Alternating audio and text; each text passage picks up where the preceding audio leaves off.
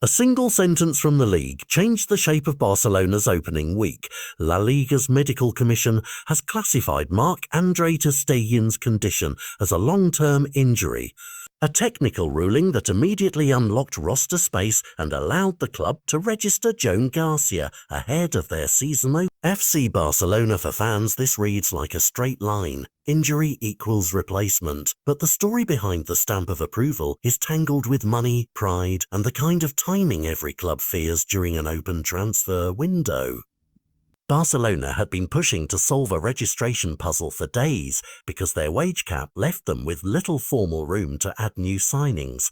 The long-term classification is the narrow regulatory key that opened the lock and let Garcia through the door. The path to this moment was not smooth. For a while the club and then one were at odds. Ter Stegen was hesitant to consent to the formal report, believing his recovery would be shorter and thereby denying Barcelona the regulatory exception to use his salary. The disagreement escalated into a visible internal spat that even touched the captaincy until both sides stepped back and signed a fragile agreement that allowed the medical file to be processed. That very human clash, player protecting his privacy and career against a club juggling financial rules and matchday needs, adds a dramatic layer. It's not just paperwork, it's about trust, status, and the calculus of a squad that is rebuilding under pressure.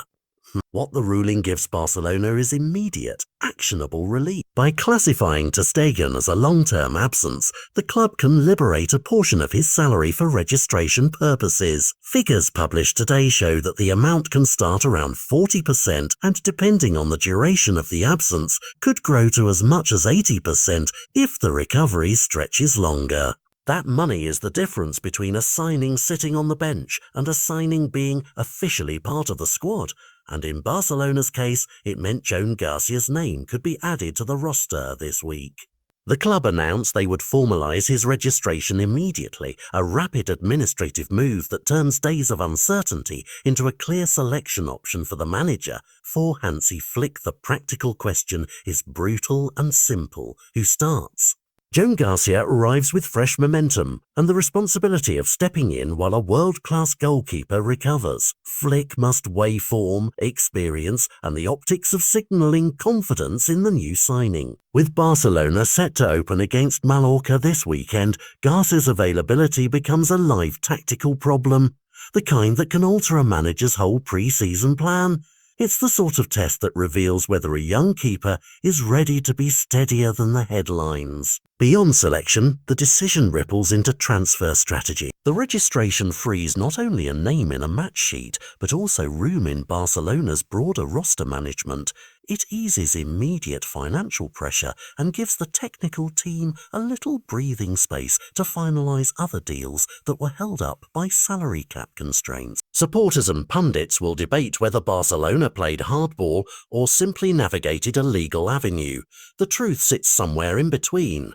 Clubs must use the rules available to them, but those rules intersect with players' health and careers, which complicates every paperwork story into something that matters on the pitch. And then there's the human angle: Ter Stegen's recovery, the goodwill needed for a locker room to function, and the optics of a captain temporarily sidelined in a saga that became public. The quick restoration of normalcy, the club statement, the approval, the registration, suggests both sides wanted the rift closed as fast as possible so the team could focus on football. Fans will measure Garcia not just by saves or confident distribution, but by how this episode settles the dressing room, and whether Barcelona's new goalkeeper hierarchy feels like a forced fix or a deliberate, sustainable plan.